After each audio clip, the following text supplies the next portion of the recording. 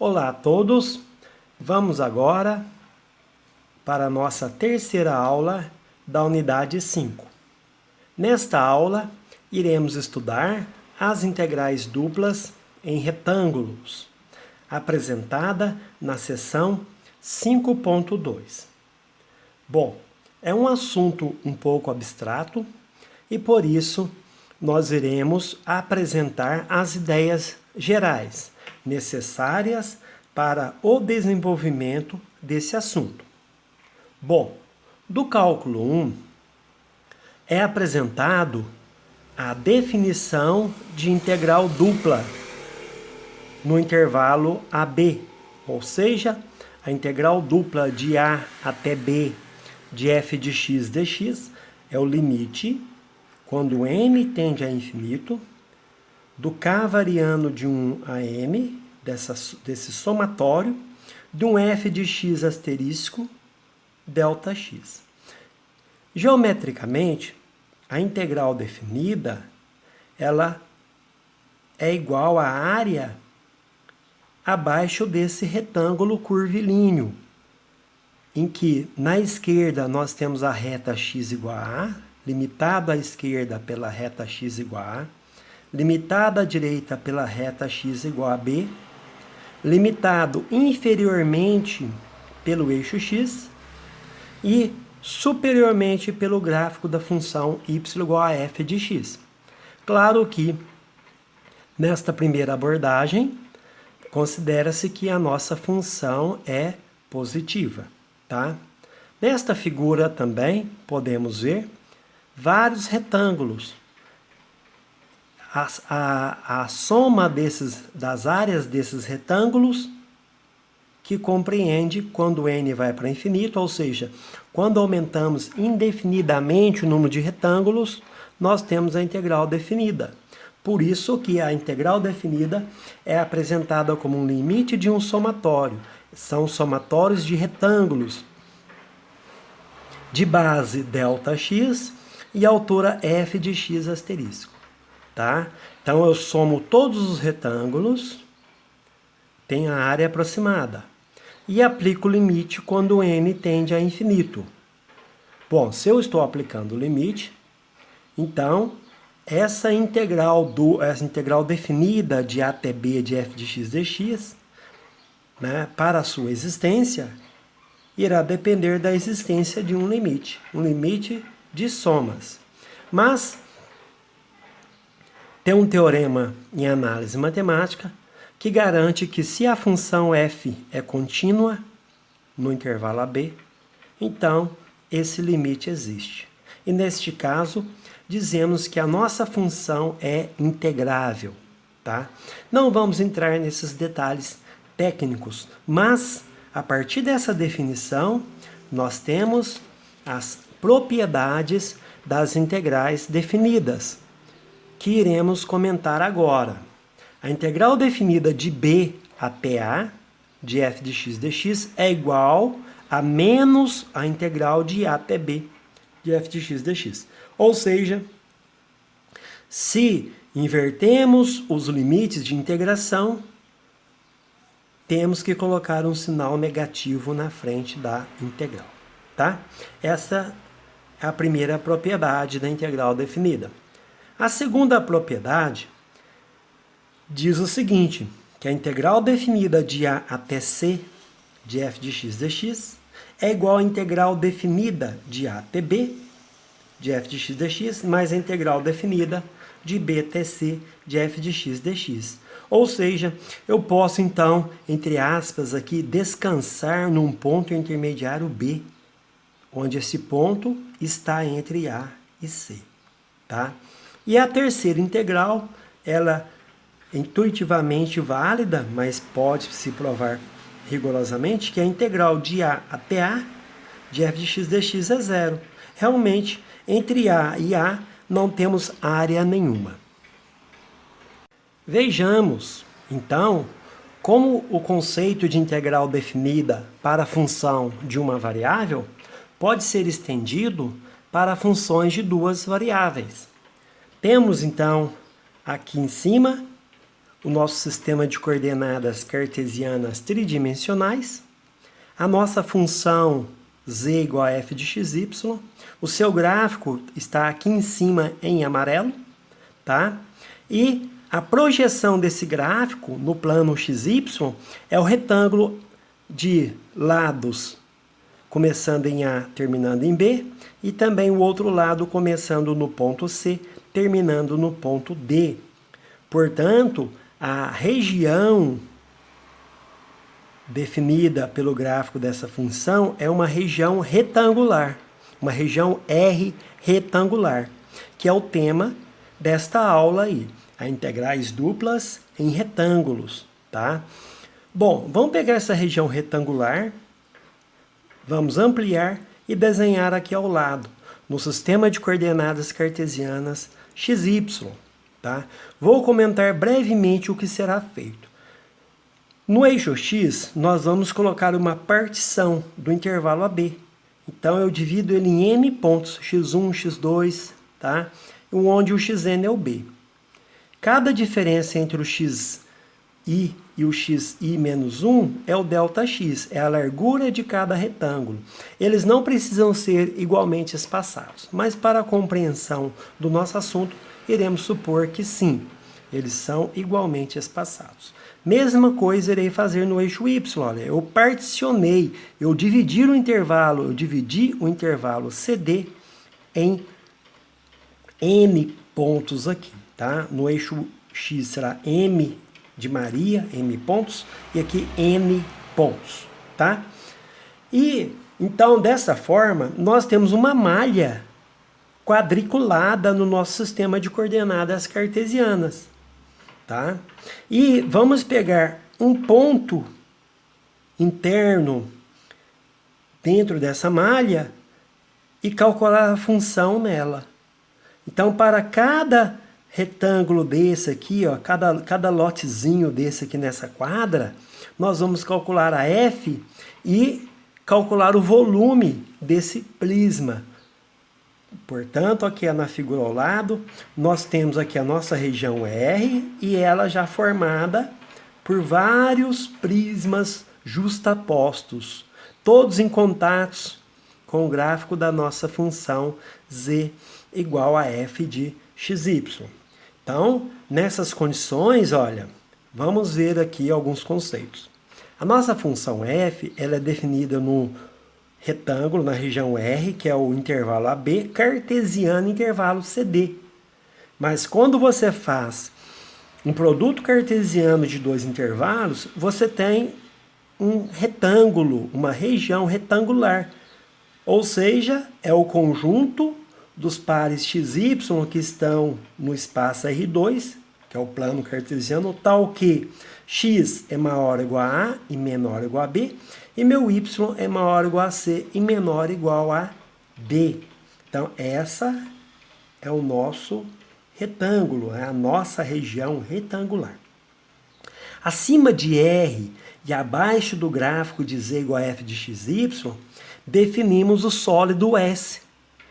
Então, o sólido será o conjunto dos pontos x, y, z pertencente ao R3, tal que o meu z é maior ou igual a zero e menor ou igual ao gráfico, aqui a função f de xy, sendo xy pertencente ao retângulo R, conforme essa primeira figura aqui, tá?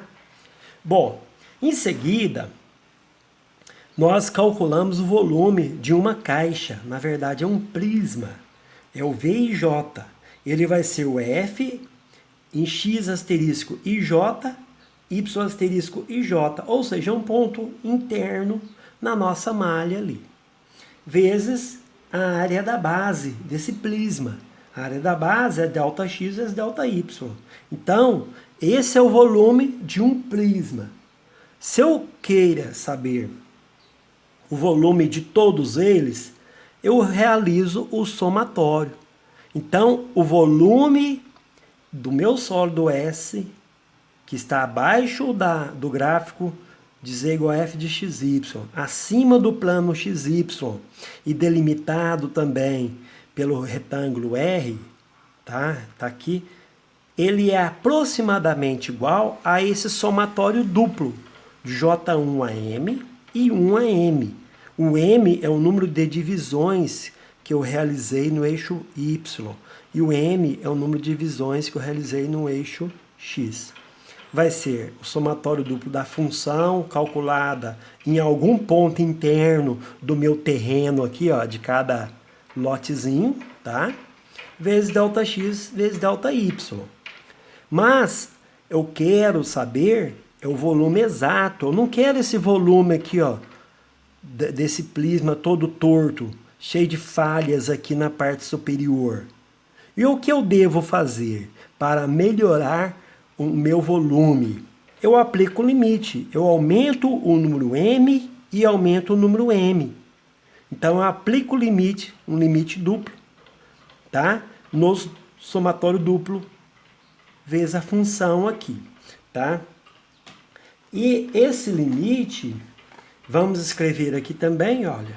Aqui nós temos o ΔX, o ΔY. Portanto, esse limite duplo, ele por definição será a integral de A até B. Então, esse AB é a variação no eixo X. Da integral de C até D, do f de xy, dy, dx.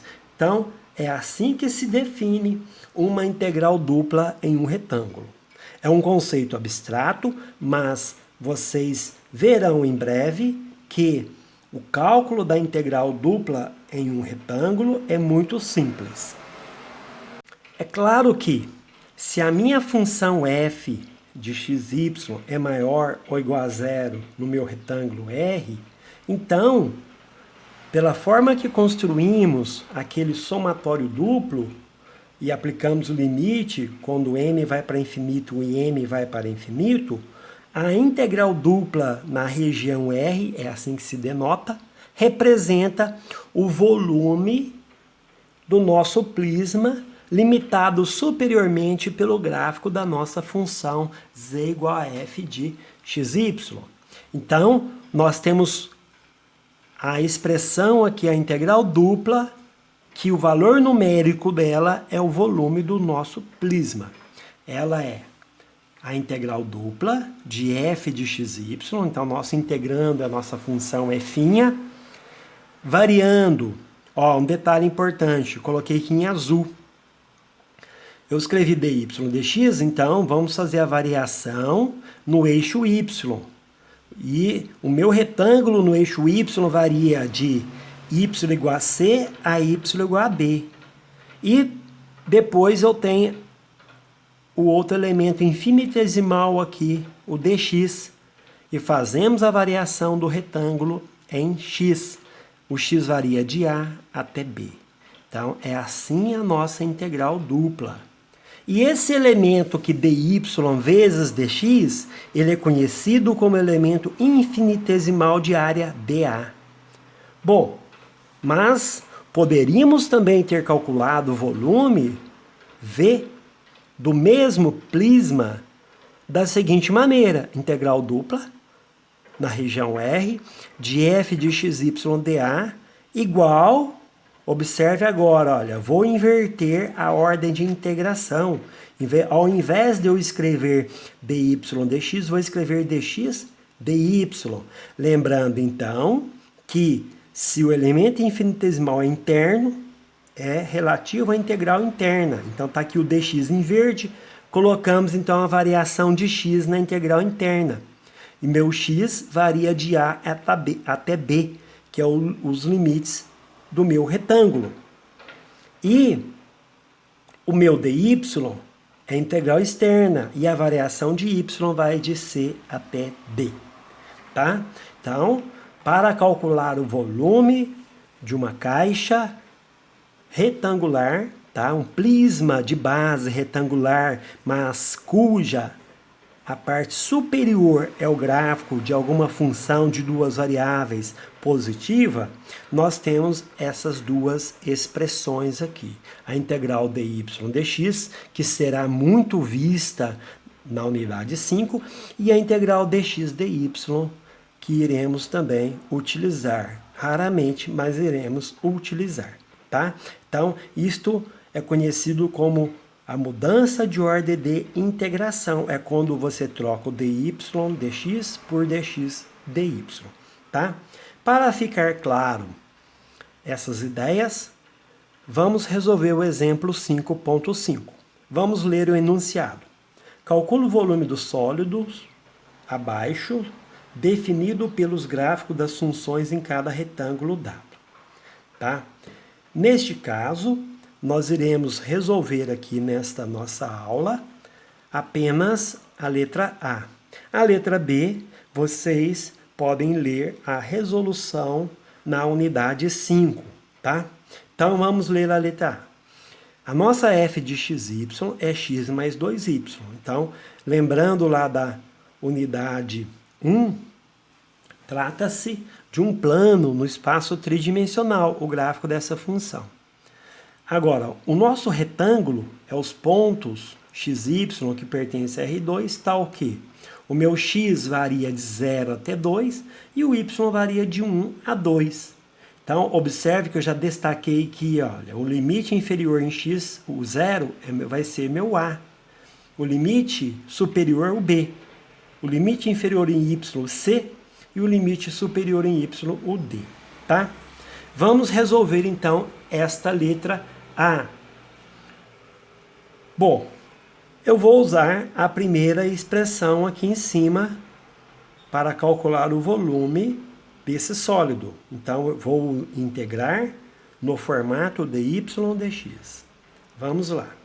Nesse formato, o volume é integral de A até B, integral de C até D, de f de xy dy dx. Substituo o A, o A é 0, o B é 2. O y é 1 e o y é 2. Então, 1 é o limite inferior e o 2 é o limite superior. O 0 é o limite inferior em x e o 2 é o limite superior em x. Substituímos a nossa função, x mais 2y, dy dx. Agora, o próximo passo é resolver a integral interna, ou seja, integramos parcialmente em y. Ó, coloquei até em destaque aqui, ó. A integral de x em relação a y é x vezes y. Tá? A integral da constante é a constante vezes a variável. No nosso caso é y. E a integral de 2y é y ao quadrado. Tá? Porque a derivada de y ao quadrado em relação a y é 2y. Variamos, eu costumo muito utilizar um par de colchetes grande aqui para ficar bem organizado. Ó. Nós fazemos a variação de 1 até 2. Substituo então pelo teorema fundamental do cálculo o y por 2. E aqui, gente, eu já vou fazer de uma maneira prática. Eu vou substituir aqui no y as suas variações. Ó. Substituir o 2 menos o 1 entre parênteses. Tá? Não separei em duas integrais, então agora já estou fazendo um pouco mais rápido, tá? Mas o processo é o mesmo.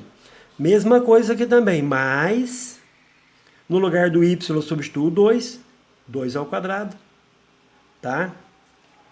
E menos o 1 ao quadrado.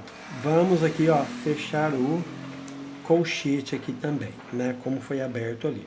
Portanto, eu tenho 2 menos 1 é 1, então tenho x, mais 2 ao quadrado é 4, menos 1 é 3. Então, a integral de 0 a 2, x mais 3. Ah, mas essa integral é uma integral do cálculo 1, integral do x é x quadrado sobre 2, mais integral do 3 é 3x de 0 a 2. Substituindo apenas o 2, já que é um polinômio, eu vou obter 8. 8 unidades de volume representa o volume do sólido definido por essa função x mais 2y nesse retângulo R aqui, tá? Está aí então resolvido o item A do exemplo 5.5.